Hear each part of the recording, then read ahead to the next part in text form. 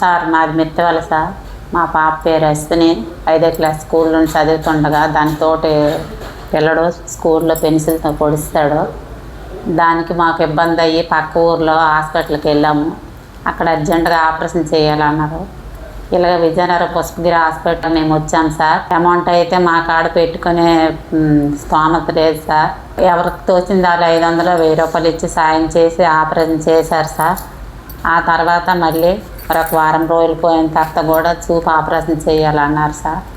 దానికి పెట్టుకోవడానికి కూడా మాకు రెండో స్తోమత లేకపోతే ఆరోగ్యశ్రీ పాప ఏడవకపోతే CMCలో పెట్టారు సార్. దానివల్ల ఈరోజు మా పాపకి కంటి చూపు వచ్చింది సార్. ఈరోజు స్కూల్కి వెళ్ళి చదువుకుంటుంది బాగానే. మళ్ళీ మేము తనిఖీకి వచ్చాం సార్. మళ్ళీ వారం రోజులు పోయిన తర్వాత మళ్ళీ తీసుకురమ్మన్నారు. హాస్పిటల్ వాళ్ళకి ధన్యవాదాలు సార్.